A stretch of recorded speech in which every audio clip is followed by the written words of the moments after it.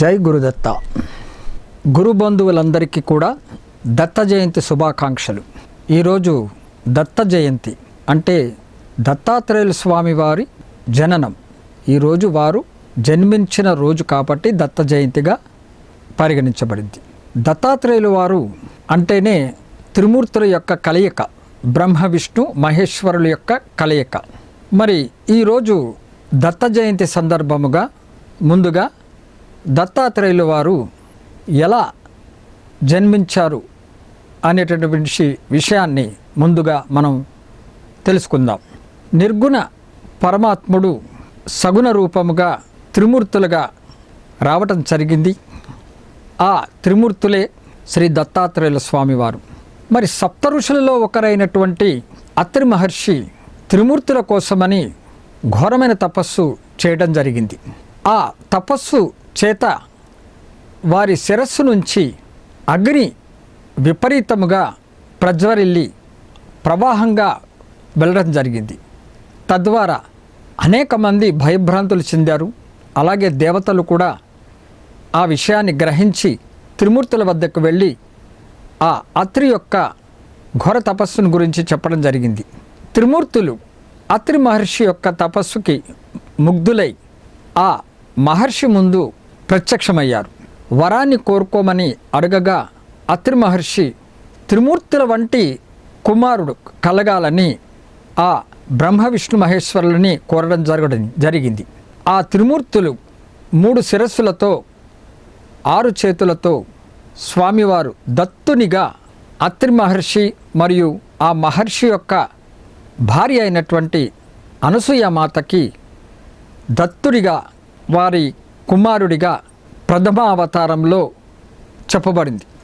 అలాగే శ్రీదత్తుని యొక్క 2వ జన్మకు గల కారణాన్ని గురించి కూడా మనము తెలుసుకుంటే, నారదుల మహర్షి వారు మరి త్రిమూర్తుల యొక్క భార్యల దగ్గర అనసూయమాత గురించి చెప్పడం జరుగుతుంది. చాలా గొప్ప పతివ్రత ఆవిడ అని చెప్తే, ఆ త్రిమూర్తుల యొక్క భార్యలు మరి మాకంటే పతివ్రతలు ఈ లోకంలో ఎవరున్నారని వారే ఆ అనసూయమాత యొక్క పాతివ్రత్యాన్ని గురించి విని వారి భర్తల వద్దకు వెళ్ళి పరీక్షించమని భర్తలని అత్రి మహర్షి ఆశ్రమానికి పంపడం జరుగుతుంది.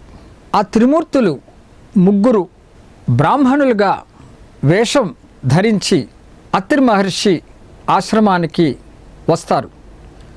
వచ్చి భవతి భిక్షాం దేహి అని వేడుకోవటం ద్వారా అత్రి మహర్షి యొక్క భార్య మహాపతివ్రత అయినటువంటి అనసూయమాత ఆ ఆశ్రమంలో ఉంటుంది. ఆవిడ ఆ విప్రుల యొక్క మాట విని వారిని లోనికి ఆహ్వానించి ఆతిథ్యాన్ని ఇస్తుంది. ఇచ్చి భోజనం కూడా పెడుతుంది ఆ తల్లి. ఆ 3 భోజనాన్ని కూర్చుని అందులో మహావిష్ణువు మారువేషంలో ఉన్నటువంటి ఆ మహావిష్ణువు అనసూయమాతకి చెప్తారు, అమ్మా, మా యొక్క నియమం ఏమిటంటే నీవు మాకు వడ్డించేటప్పుడు నీ ఒంటి మీద వస్త్రాలు లేకుండా మాకు వడ్డించాలి, ఇది మా నియమము అని చెప్తారు. అనసూయమాత ఆమె యొక్క దివ్యశక్తి చేత, ఎందుకంటే ఆవిడ మహాపతివ్రత కాబట్టి ఒకసారి భర్తను కూడా తలుచుకొని కళ్ళు మూసుకొని ఆ దివ్యశక్తితో తెలుసుకుంటుంది, వచ్చిన వారు సామాన్యులైనటువంటి విప్రులు కాదు, సాక్షాత్తు భగవంతులే వారి ఇంట వచ్చారని గ్రహించి ఆ తల్లి వెంటనే తన భర్తను తలుచుకొని కొన్ని దోసిటిలో నీళ్లు తీసుకొని ఆ 3 బ్రాహ్మణుల మీద చల్లడం ద్వారా వారు పసిబాలురై అయిపోయారు. 3 బ్రహ్మ విష్ణు మరియు ఆ పరమేశ్వరులు 3 కూడా 3 పిల్లలుగా అయిపోయారంట. అప్పుడు ఆ అనసూయమాత ఆ పిల్లలకి పాలు కూడా ఇవ్వడం జరిగింది. సాక్షాత్తు లోకాలని సృష్టి స్థితి లయకారులైనటువంటి ఆ బ్రహ్మ విష్ణు మహేశ్వరులకి అనసూయమాత ఆ పిల్లలకి పాలు ఇవ్వటం జరిగింది. అదే సమయంలో అత్రి మహర్షి వారి యొక్క ఆశ్రమానికి తిరిగి వచ్చి జరిగిందంతా తెలుసుకొని భార్య ద్వారా సంతోషిస్తారు. ఆయన త్రిమూర్తుల భార్యలు వారి భర్తల యొక్క రాక మళ్ళీ వారు తిరిగి రాకపోవటం గమనించి వారు ఎక్కడున్నారా అని చూసుకుని ఆశ్రమంలో వాళ్ళు పసిబిడ్డలుగా మారిపోయారనే సంగతి తెలుసుకొని వారు వచ్చి వేడుకోవటం జరుగుతుంది అనసూయమాతని.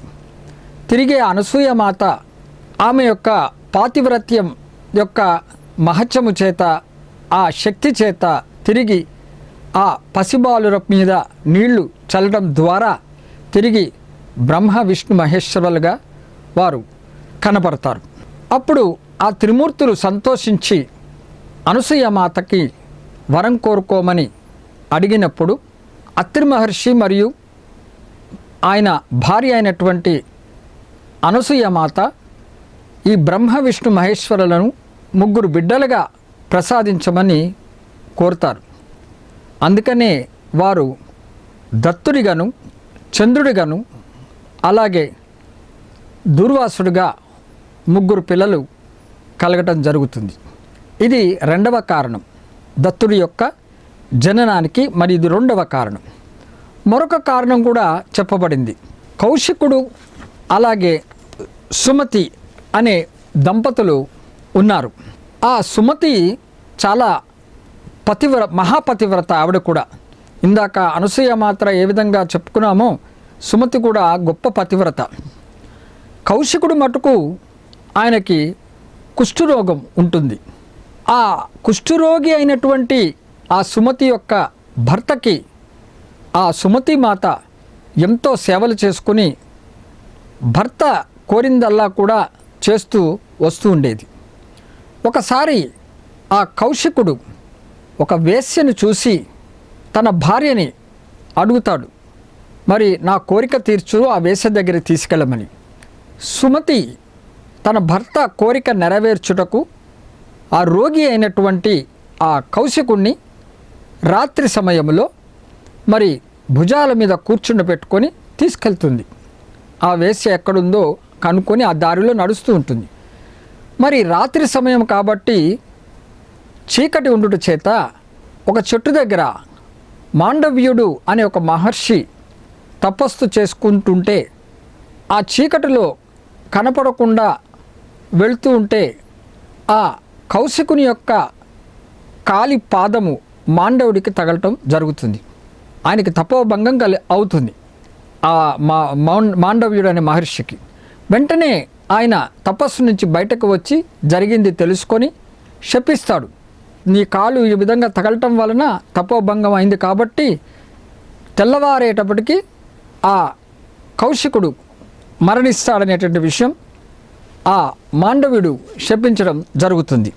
అయితే సుమతి మహాపతివ్రత అవుట చేత మరి తెల్లవారితే తన భర్త చనిపోతాడనే ఉద్దేశంతో సూర్యోదయం అవ్వకుండా తనకున్నటువంటి శక్తి చేత శపిస్తుంది. ఈ మర్నాడు సూర్యుడు ఉదయించకుండా ఆపేస్తుంది ఆ తల్లి.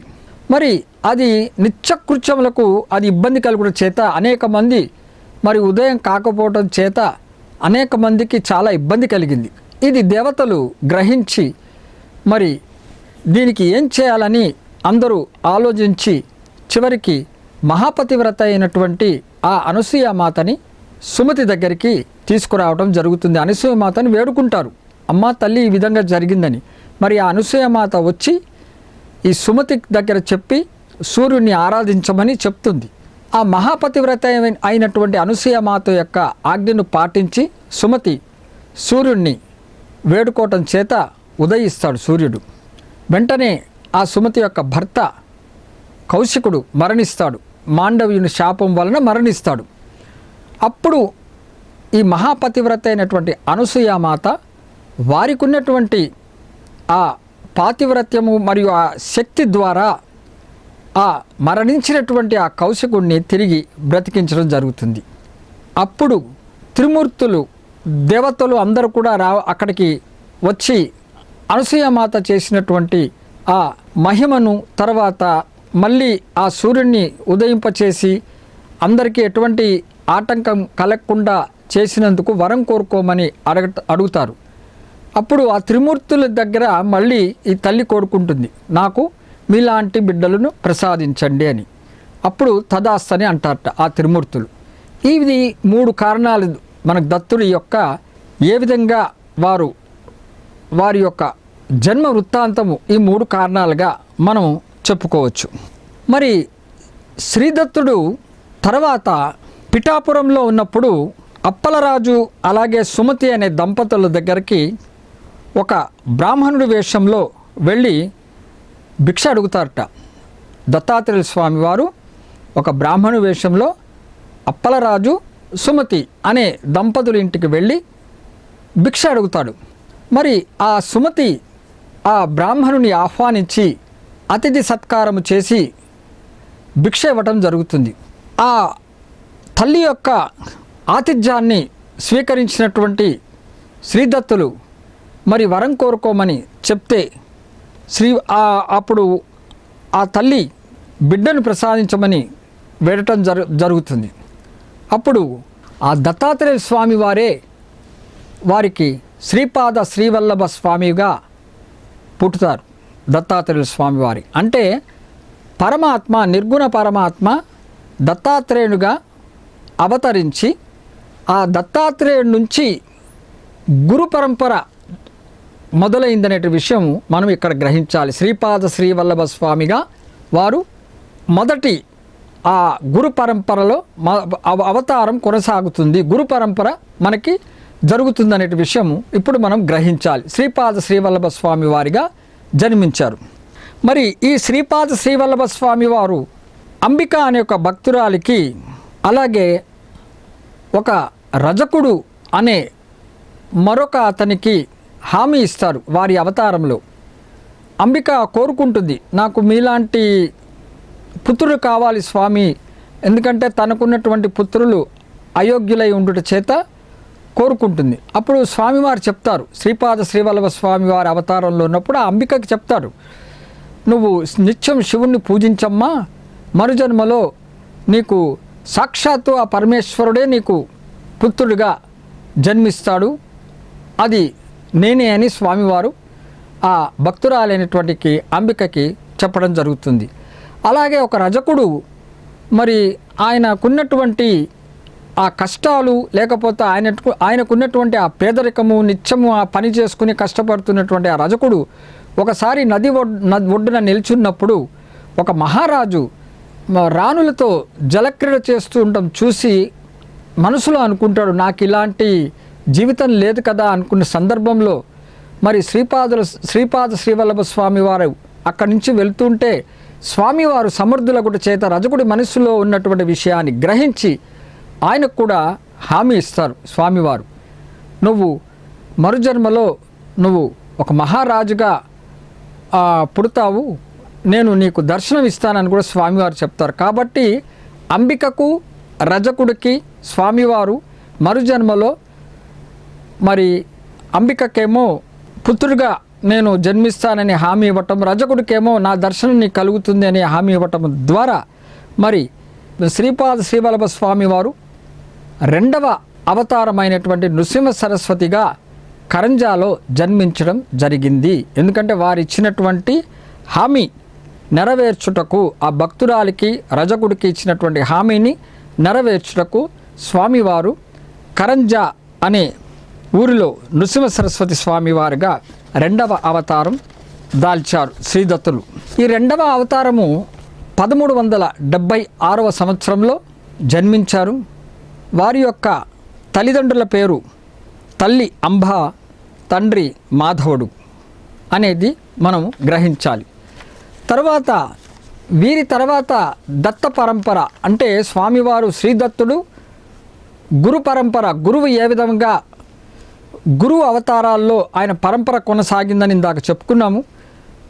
ఈ శ్రీపాదుడు మరియు నృసింహ సరస్వతి అవతారం తర్వాత స్వామివారు మాణిక్య ప్రభువుగా జన్మించడం జరిగింది. అది 1817వ సంవత్సరంలో డిసెంబర్ 22వ తారీఖున 1817వ సంవత్సరము డిసెంబర్ 22వ తారీఖున మనోహర్ నాయక్ అనే దంపతులకు మాణిక్య ప్రభుల వారు జన్మించడం జరిగింది. వీరు జన్మించక ముందు దత్తాత్రేయ స్వామి వారు కలలో కనిపించి చెప్తారట, నేనే మీకు పుత్రుడిగా జన్మిస్తాను అని చెప్పడం జరిగింది. తద్వారా ఆయన మాణిక్య ప్రభువుగా ఆ మనోహర్ నాయక్ అనే దంపతులకి పుట్టారు. ఇది 3వ అవతారం. ఈ 3 మనకి శ్రీపాద శ్రీవల్లభ స్వామి, నృసింహ సరస్వతి, అలాగే మాణిక్య ప్రభుల వారు మనకి పుట్టినట్లుగా మనకి సంవత్సరాలు, వాళ్ళ తల్లిదండ్రులు, అవన్నీ కూడా వివరాలు మనకి తెలిసాయి ఈ 3 అవతారాల్లో. కానీ చిత్రం ఏమిటంటే, ఇప్పుడు దత్తాత్రేయుల స్వామి వారి యొక్క 4వ అవతారమైనటువంటి శ్రీ స్వామి సమర్థ అక్కల్కోట్ మహారాజ్ గారు ఉన్నట్టుండి ఆయన ప్రకటనమయ్యారు. ఆయన ఎప్పుడు పుట్టారు, వారి తల్లిదండ్రులు ఎవరు, ఏ గ్రామంలో పుట్టారు, ఏ సంవత్సరంలో పుట్టారు అనే విషయం అటు ఎవరికీ తెలియదు. స్వామి సమర్థ అక్కల్కోట్ మహారాజ్ గారు ఆయన 1856వ సంవత్సరంలో ఉన్నట్టుండి ఆయన ప్రకటనమయ్యారట. ఎప్పుడు అంటే ఆశ్వయుజ మాసంలో బుధవారం రోజున అక్కల్కోట అనే ఊరిలో స్వామి సమర్థ ప్రకటనమయ్యాడు. వారి గురించి ఎవరికీ తెలీదు. వాళ్ళ తల్లిదండ్రుల గురించి కానీ, వారు ఎక్కడ పుట్టారనే విషయం కానీ ఎవరికి కూడా తెలియదు. కొంతమంది ప్రశ్నించారు స్వామివారిని కనబడి, మీరు ఎక్కడి నుంచి వచ్చారు, ఏమిటి మీ వివరాలని. అప్పుడు వారు చెప్పారట, స్వామివారు నాది దత్తనగరము. స్వామి సమర్థ చెప్పినటువంటి జవాబు, నాది దత్తనగరము, నా తల్లిదండ్రులు మర్రి చెట్టు అని చెప్పారట స్వామి సమర్థ అక్కల్కోట మహారాజు గారు. నా తల్లిదండ్రులు మర్రి చెట్టు, అలాగే నేను కదలీవనం నుంచి వచ్చాను అని స్వామి సమర్థ చెప్పడం జరిగింది. అంతే తప్ప వారు తల్లిదండ్రులు కానీ ఎప్పుడు పుట్టారని కానీ ఎక్కడా మనకి కనబడదు అక్కల్కోట మహారాజు గారి చరిత్రలో. వారు అలా అనేక లీలలను చూపించి 1878వ సంవత్సరంలో ఒక మంగళవారం రోజున సాయంత్రం 4 గంటలకు స్వామివారు వారి శరీరాన్ని వదిలేశారు, స్వామి సమర్థ అక్కల్కోట మహారాజు గారు. ఇది 4వ అవతారం, దత్తుని యొక్క 4వ అవతారం. ఇప్పుడు 5వ అవతారమైనటువంటి షిరిడి సాయిబాబా గారు, సమర్థ సద్గురు ఆ సాయిబాబా గారు దత్తుని యొక్క 5వ అవతారం. వీరు కూడా స్వామి సమర్థ అక్కల్కోట మహారాజులాగా ప్రకటనమయ్యారు. 16 ఏళ్ల బాలునిగా షిరిడి అనే ఒక గ్రామములో మరి వేప చెట్టు కింద ప్రకటనమయ్యారు ఉన్నట్టుండి స్వామివారు సాయిబాబా గారు.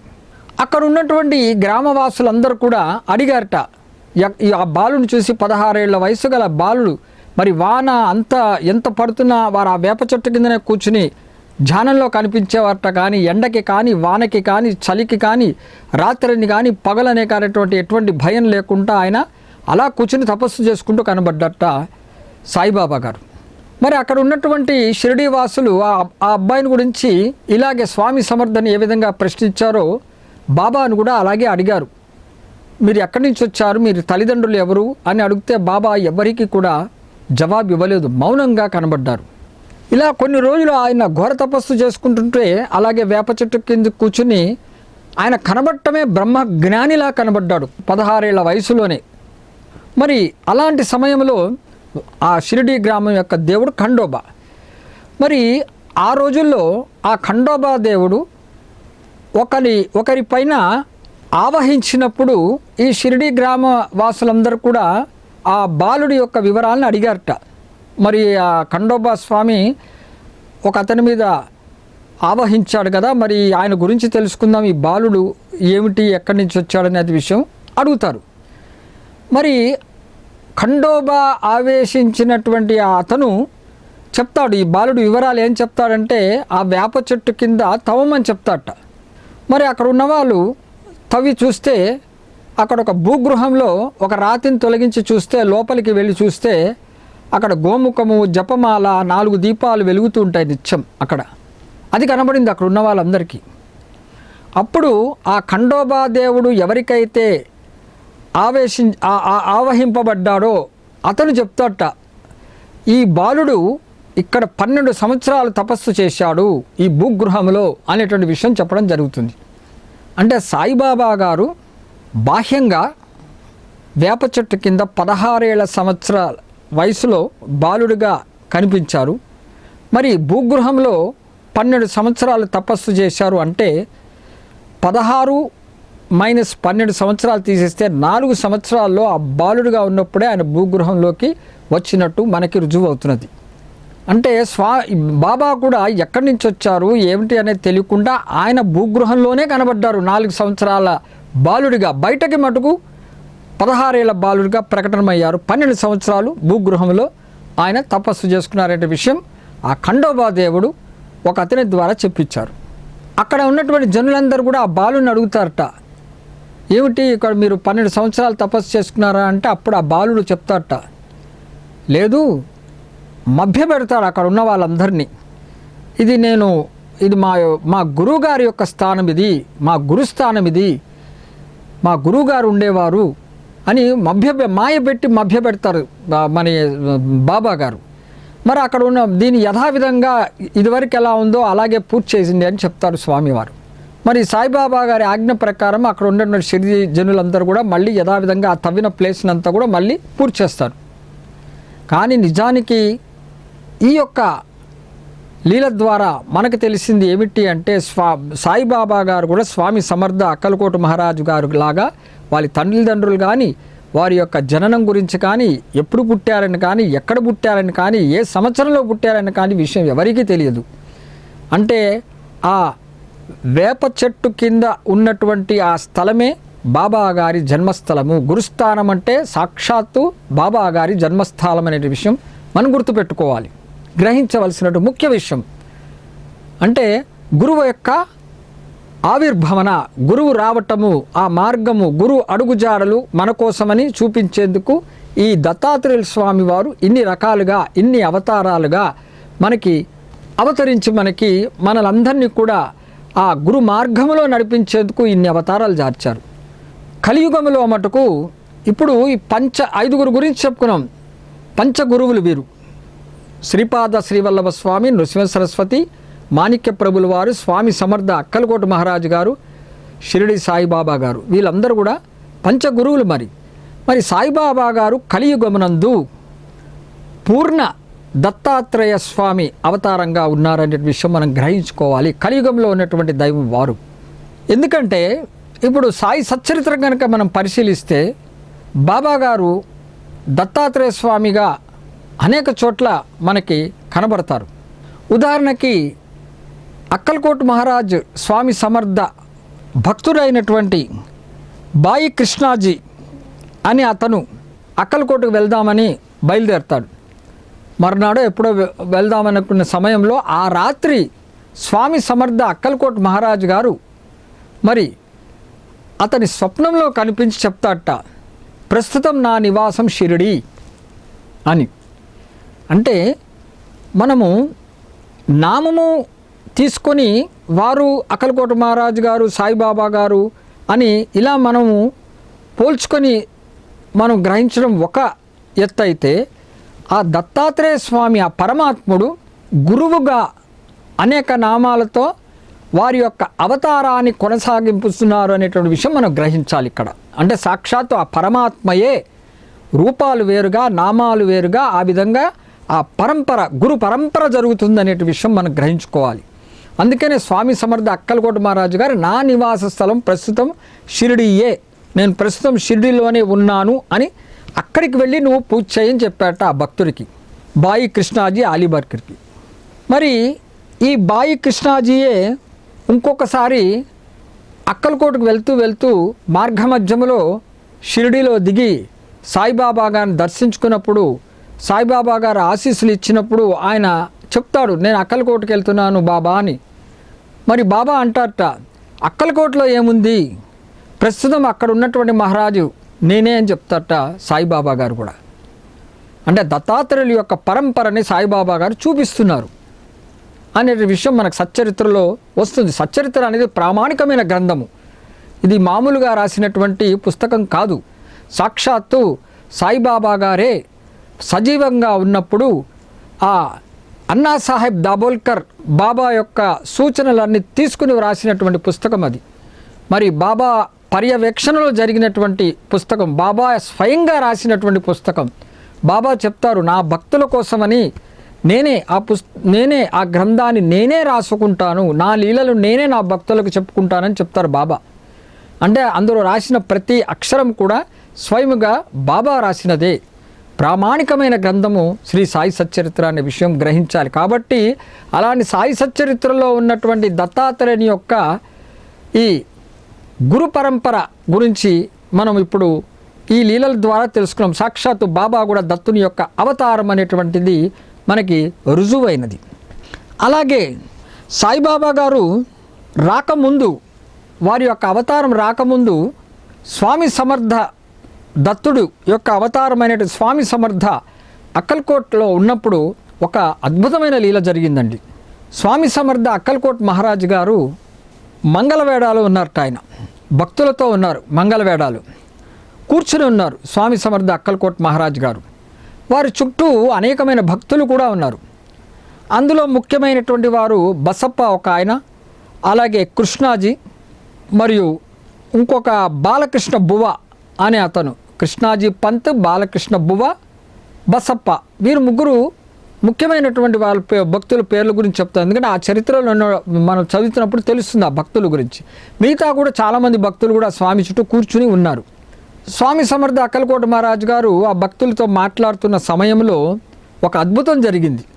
ఒక దివ్య పురుషులు ఇద్దరు ఆ స్థలానికి వచ్చారటండి. వారి యొక్క తేజస్సు, తట్టుకోలేని తేజస్సుతో, చాలా అద్భుతమైనటువంటి తేజస్సు గల ఆ దివ్య పురుషులు స్వామి సమర్థ అక్కల్కోట మహారాజు దగ్గరికి వచ్చారు. వచ్చి వారు స్వామి సమర్థతో మాట్లాడారు. స్వామి సమర్థ కూడా ఆ ఇద్దరితో మాట్లాడారట. కానీ చిత్రం ఏంటంటే అక్కడ ఉన్నటువంటి భక్తులు వారిని చూశారే తప్ప వారు మాట్లాడుకుంటున్నటువంటి విషయాలు, వారు ఏ భాషలో మాట్లాడుకుంటున్నారు, ఏమి మాట్లాడుకుంటున్నారు అనేది అక్కడ ఉన్న వాళ్ళకి ఎవ్వరికీ కూడా బోధపడలేదు. అంటే నిదర్శనం భగవంతుడు సాక్షాత్ భగవంతుడు వచ్చినట్టుగా మనం గ్రహించాలి. అక్కడ అది ఏం భాష, వాళ్ళు ఏం మాట్లాడుకుంటున్నారు అనేది అక్కడ ఉన్నటువంటి భక్తులు ఎవరు కూడా తెలుసుకోలేకపోయారు. మరి స్వామి సమర్థ అక్కల్కోట మహారాజు గారు ఆ ఇద్దరు దివ్య పురుషులను ఒక కొండ ప్రదేశానికి తీసుకెళ్లారు. అక్కడి నుంచి వీళ్ళు కొంచెం మాట్లాడుకుని కొంచెం కొండ ప్రదేశాన్ని తీసుకువెళ్ళిపోయారు స్వామి సమర్థ. వెళ్ళిపోయినటువంటి అక్కల్కోట మహారాజు గారు చాలాసేపు తిరిగి రాలేదు. భక్తులందరూ అక్కడే కూర్చుని ఉన్నారు. కాసేపటికి స్వామి సమర్థ ఒక్కరే తిరిగి వచ్చారట. ఆ ఇద్దరు మరి అక్కడి నుంచి ఎక్కడికి వెళ్ళిపోయారు అనేటువంటి ఎవరికీ తెలియదు. ఆ స్వామి సమర్థ ఒక్కరే తిరిగి రావటం జరిగింది. అయితే దీనిని బట్టి కూడా తర్వాత అక్కడ ఉన్నటువంటి ప్రజలు ఏం తెలుసుకున్నారట, ఆ వచ్చినటువంటి దివ్య పురుషులు సాక్షాత్తు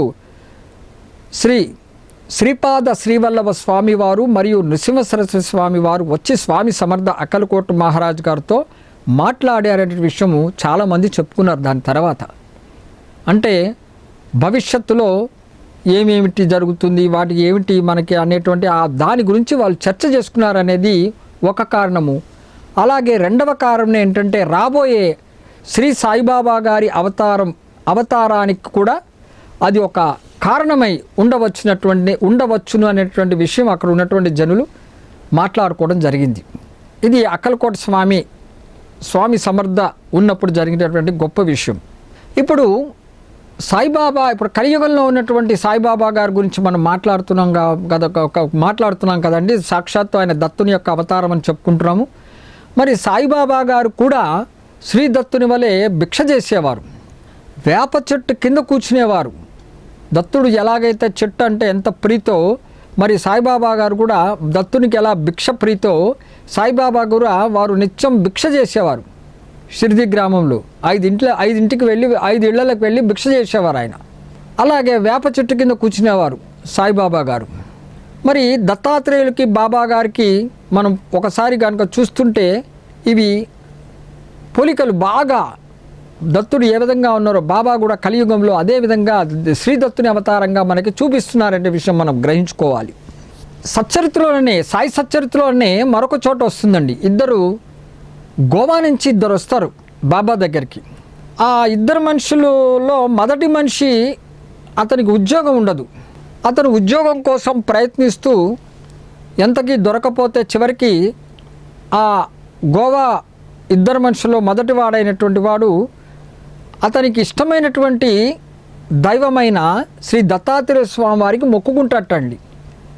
స్వామి నాకు కనుక ఉద్యోగం వస్తే నా మొదటి జీతాన్ని నీకు సమర్పించుకుంటాను అనేటువంటి ఒక మొక్కుకుంటాడు. మరి తర్వాత అతనికి ఉద్యోగం దొరుకుతుంది. అతనికి మొదటి నెల జీతం 15 రూపాయలు ఇచ్చారటండి. తర్వాత క్రమక్రమంగా ఆయన జీతం పెరుగుతూ ఆయన బాగా చేయటం ద్వారా 700 దాకా వెళ్ళిపోయింది ఆయన జీతం. మరి కానీ ఆయన ఆ 15 రూపాయలు మొక్కుకున్నటువంటిది చెల్లించలేదు. మరి ఆయన యొక్క కర్మఫలము చేత ఆ గోవా పెద్ద మనిషిని షిరిడీకి లాగడం జరిగింది. ఆ షిరిడీకి వచ్చినప్పుడు బాబాని దర్శించుకున్నప్పుడు బాబా ఈ గోవా పెద్ద మనిషిని చూసి నా 15 రూపాయలు ఇవ్వని అడిగారటండి. అవతారం కొనసాగింపు మన సాయిబాబా గారిలో మనకు కనబడుతున్నది. ఎవరు మరి ఆయన గురించి ఎప్పుడూ ఆయన మొక్కుకున్నటువంటి మొదటి జీతం నేను ఇస్తా అనుకున్నాడు కదా, మొదటి జీతం 15 రూపాయలు ఇవ్వడం జరిగింది. సరిగ్గా బాబా ఆ 15 రూపాయలనే అడిగారు ఆ గోవా పెద్ద మనిషిని చూసినప్పుడు. మరి సాక్షాత్తు బాబా గారు దత్తుని యొక్క అవతారం అనేది మనకు రుజువు అవుతుంది కదండి. ఈ విషయంలో కూడా సచ్చరిత్రలో ఈ విషయం ఉంది. మనకి ప్రామాణికమైన గ్రంథం అని ఇందాక చెప్పుకున్నాం సచ్చరిత్ర అనేది. కాబట్టి అలాంటి గ్రంథంలో మనకి ఈ లీలలో కూడా తెలుస్తున్నది బాబా గారు కలియుగంలో సాక్షాత్తు దత్తాత్రేయ స్వామిగా వారు అవతరించి ఉన్నారు అనేటువంటి విషయం మనము గ్రహించాలి. అలాగే నానాసాహెబ్ చందోర్కర్ అనే మరొక భక్తుడు ఉన్నాడు బాబా గారికి. ఆయన కోపర్గాం నుంచి బయలుదేరి షిరిడీకి వచ్చి బాబాని దర్శించుకునేవడానికి ఎప్పుడూ వస్తుండేవాడు. కానీ ఆయనకు ఒక అలవాటు ఏంటంటే కోపర్గాం నుంచి బయలుదేరుతున్నప్పుడు మార్గమధ్యంలో దత్త మందిరం ఉంది. ఆ దత్త మందిరంలో దత్తాత్రేయ స్వామి వారిని దర్శించుకుని షిరిడీకి వచ్చి బాబాని దర్శించుకునేవాడండి. ఆయన బాబా భక్తుడు ఆయన. మరి ఆయన యొక్క ప్రతిరోజు చేసేటువంటి ఆయన అలవాటు అది. దత్తాత్రేయుని చూసుకుని బాబాని దర్శించుకునేవాడు. అలాంటిది ఒకసారి ఈ నానాసాహెబ్ చందోర్కర్కి అతని షడ్డకుడు వస్తాడు, బినివాలే అని. అతనితో ఈ నానాసాహెబ్ చందోర్కరు ఒకసారి షిరిడీకి బాబా దర్శనానికని బయలుదేరుతారు ఇద్దరు. ఆ షడ్డకుడు కూడా దత్తాత్రేయ స్వామి వారి భక్తుడే. మరి ప్రతిరోజు నానాసాహెబ్ కోపర్గాం నుంచి బయలుదేరేటప్పుడు దత్తాత్రేయ స్వామి వారిని దర్శించుకుని షిరిడీకి వచ్చే ఆ నానాసాహెబు ఆ రోజు షడ్డకునితో దత్త మందిరంకి వెళ్లకుండా షిరిడీకి వచ్చి బాబాని దర్శిస్తాడు. మరి సాయిబాబా గారు నానాసాహెబ్తో మాట్లాడుతూ ఉన్నట్టుండి ఒక్కసారి అంటాడు, తిడతాడు ఆయన. నా సాంగత్యం నువ్వు ఇదేనా నేర్చుకుంది అది ఇదని ముందు బాబా గారు కేకలేస్తారు నానాసాహెబ్ను. ఫస్ట్ అతను గ్రహించాడు ఏం జరిగిందని. తర్వాత అప్పుడు ఆయన సూచన ఇస్తారు బాబా గారు, నువ్వు ఎలా బయలుదేరావు అక్కడి నుంచి అంటే అప్పుడు గ్రహిస్తాడు నానాసాహెబ్. అరే అవును కదా, నేను కోపర్గాం నుంచి మార్గమధ్యంలో దత్తాత్రేయ స్వామి వారిని దర్శించుకుని వెళ్తూ ఉండేవాడిని కదా, మరి ఈరోజు పొరపాటు అయింది కదా అని అప్పుడు ఆయన గ్రహిస్తాడు. ఈ పొరపాటు చేయటం వలన షిరిడీకి రాకముందు ఆయన నదిలో స్నానం చేసినప్పుడు దత్తాత్రేయ స్వామిని దర్శించుకోకపోవటం చేత నదిలో స్నానం చేసినప్పుడు ఆ నానాసాహెబ్ చందోర్కర్కి ఒక పెద్ద ముళ్ళు కూడా గుచ్చుకుంటుందండి. ఆ సచ్చరిత్రలో ఉంటుంది ఆ విషయం. అంటే అది ప్రాయశ్చిత్తంగా మనం తెలుసుకోవాలి. అది పొరపాటు జరిగింది అక్కడ, అది ప్రాయశ్చిత్తంగా మనం గ్రహించాలి అది. మరి బాబా ఆ సంగతి నానాసాహెబ్ వెంటనే గ్రహించి క్షమాపణ కోరుతాడు బాబా గారి యొక్క పాదాలు పట్టుకుని. అప్పుడు బాబా గారు అంటాడంటండి, దత్తుని వంటి దైవాన్ని దర్శించుకోని వాడు అభాగ్యుడు అని చెప్పడం జరిగింది. దత్తుని వంటి దైవాన్ని దర్శించుకోని వాడు అభాగ్యుడు అని చెప్పారట బాబా గారు. అలాగే అలాంటి వాడు నా వద్దకి ఏమి పొందగలడని అన్నారట బాబా. అంటే దత్తాత్రేయుల స్వామిని ఆయన సమర్థుడు స్వచ్ఛదానంద సద్గురు సాయినాథుల వారు సాక్షాత్ దత్తావతారులే అని మళ్ళీ రుజువైంది. ఆయనను చూడకుండా అక్కడ దర్శనం చేసుకోకుండా వచ్చారని ముందులో చెప్పేశారు బాబా గారు. సచ్చరిత్రలో ఇది కూడా ఈ కథ కూడా మనకు కనబడుతుంది ప్రామాణికమైనటువంటి గ్రంథంలో. ఇలా బాబా గారు సాక్షాత్ దత్తాత్రేయ స్వామి వారు అనేటటువంటి విషయాలు సచ్చరిత్రలో ఇవే కాకుండా మనకి కొన్ని లీలలు కొన్ని బాబా సచ్చరిత్రలో కొన్ని కథల్లో చూస్తే మనకి ఆ అంతరార్థం చూస్తే సాక్షాత్ బాబా త్రిమూర్త్యాత్మకమైన అవతారమైనటువంటి దత్తాత్రేయుల వారు అయినటువంటి మనకి రుజువు అవుతుంది. అలాగే మరొక గొప్ప భక్తుడు ఉన్నారండి బాబా గారికి, సాయిబాబా గారికి. ఆయన పేరు శంకర్ బల్వంత్ కోహజ్కర్. ఆయన బాబాకి చాలా మంచి భక్తుడు. ఆయన అసలు శ్రీదత్తుని యొక్క గొప్ప భక్తుడు. మరి బాబాని కూడా ప్రేమిస్తాడు, బాబాని కూడా దర్శించుకునేందుకు వస్తుంటాడు ఆయన. మరి అతను దత్తాత్రేయ స్వామి వారికి మంచి భక్తుడు ఆయన. మరి అలాంటి కోహజ్కరు దత్త జయంతి సందర్భముగా 1911వ సంవత్సరంలో షిరిడీకి రావడం జరుగుతుంది. బాబా దగ్గరికి బాబాను దర్శించుకోవాలని ఆ కోహజ్కర్ వస్తాడు. మరి ఆ దత్త జయంతి రోజున సాయంత్రం పూట 5 గంటలకి బాబా గారు ద్వారకామాయిలో ఉన్నప్పుడు అక్కడ ఉన్నటువంటి భక్తులను అందరినీ బయటకు పంపించేస్తారట బాబా గారు. బాబా ఒక్కరే ఉన్నారట. ఉండి మళ్ళీ తర్వాత పిలిచినప్పుడు ఈ కోహజ్కర్ లోపలికి వెళ్ళి మళ్ళీ బాబా గారిని దర్శించినప్పుడు బాబా గారి స్థలములో సాయిబాబా గారు కనిపించలేదు. 3 శిరస్సులతో ఉన్నటువంటి ఒక పసిబాలుడు బాబా ఉన్న స్థానంలో కనబడ్డారు. దత్తాత్రేయ స్వామి వారి యొక్క దర్శనం ఈ కోహజ్కర్కి లభించిందనేటువంటిది 1911 సంవత్సరంలో దత్త జయంతి రోజు సాయంత్రం ఆయన శ్రీ దత్తుడిని చూశారు. ఇది ఒక నిదర్శనం. కలియుగంలో మరి సాయిబాబా గారు సాక్షాత్తు ఆ గురు పరంపర ఈ విధంగా మరి నామరూపాలతో వేరువేరుగా వస్తున్నప్పటికీ కూడా వాళ్ళందరూ కూడా దత్తాత్రేయుని యొక్క అవతారమే, దత్తుడి యొక్క సాక్షాత్ అవతారమే అనే విషయం మనము తెలుసుకోవాలి. కాబట్టి ఇప్పటి వరకు మనము నిర్గుణ స్వరూపులైనటువంటి ఆ పరమాత్మ త్రిమూర్త్యాత్మకముగా శ్రీదత్తుడిగా వచ్చి ఆ శ్రీదత్తుడే మళ్ళీ శ్రీపాదులుగా, శ్రీ నృసింహ సరస్వతిగా, మాణిక్య ప్రభువుగా, స్వామి సమర్థగా, తర్వాత షిరిడి సాయినాథుల వారిగా ఈ విధంగా గురువులుగా అవతరించారు. పరమాత్ముడే గురువులుగా అవతరించారు. ఇది మనం గ్రహించవలసిన విషయం. నిర్గుణ పరమాత్మ ఆ పరమాత్మ త్రిమూర్త్యాత్మకంగా అవతరించి వారి ద్వారా గురువులుగా వచ్చారు. గురు పరంపరంగా కొనసాగింది అనేటువంటి విషయం మనము గ్రహించాలి. కాబట్టి ఇప్పుడు పరమాత్మ గురువు వేరా కాదు, పరమాత్మయే గురువు, గురువే పరమాత్మ. ఇది తెలుసుకోక పరమాత్మ గురువు వేరు అనే భావనతో ఎవరైతే ఉంటారో అలాంటి వారు పరమాత్మని తెలుసుకోలేడు అనేటువంటి విషయం మనం గ్రహించాలి. సాక్షాత్తు మనము గురువుని కొలుస్తున్నామంటే సాక్షాత్తు ఆ పరమాత్మనే కొలుస్తున్నాము అనేటువంటి విషయం మనం గ్రహించాలి. ఎందుకు గురు రూపంలో వచ్చారంటే మన కోసమే, మనల్ని బాగు చేయటం కోసమే, గురు నడిచిన మార్గంలో నడిపించేందుకోసమే, మంచి పనులను చేయటం కోసమే ఆ గురు పరంపర కొనసాగింది. గురు మార్గము లేనిదే ఎవరికి కూడా ఏ విషయంలో అయినా కూడా అది ఏ పని చేయలేడు, అసంభవము అనేటువంటి విషయము మనం గ్రహించాలి. గురువు ఆవశ్యకత మన జీవితంలో ఎంతో ముఖ్యము అనేటువంటి విషయం మనం గ్రహించాలి. అందుకనే ఆ పరమాత్మ గురు రూపములో ఇన్ని నామాలతోనూ ఇన్ని రూపాలతోనూ మనకి రావడం జరిగింది. మరి సద్గురు సాయిబాబా 1918వ సంవత్సరంలో వారు కూడా మరి ఎక్కడ పుట్టారు ఏంటి అనేది తల్లిదండ్రులు ఏ విషయం తెలియనట్టు ఆ సద్గురు సాయిబాబా కూడా ఎలా అయితే స్వామి సమర్థ మరి వారు శరీరాన్ని వదిలేశారో మరి సాయిబాబా గారు కూడా షిరిడీలో 1918వ సంవత్సరంలో మంగళవారం రోజున వారు కూడా మరి ఆ మధ్యాహ్నం పూట వారి శరీరాన్ని వదిలేశారు బాబా గారు కూడా. అయితే ఆ సాయిబాబా గారు సమాధి చెందక ముందు ఏ విధముగా భక్తులకి అనేకమైనటువంటి అనుభవాలను కలగచేసి మహిమలను చూపి వారి యొక్క కోరికలను తీర్చి వారిని ఎలా రక్షించారో 1918 తర్వాత కూడా అంటే బాబా గారు సమాధి చెందిన తర్వాత కూడా అదే లీలలు ఈనాటికి కూడా అక్కడ జరుగుతున్నాయి.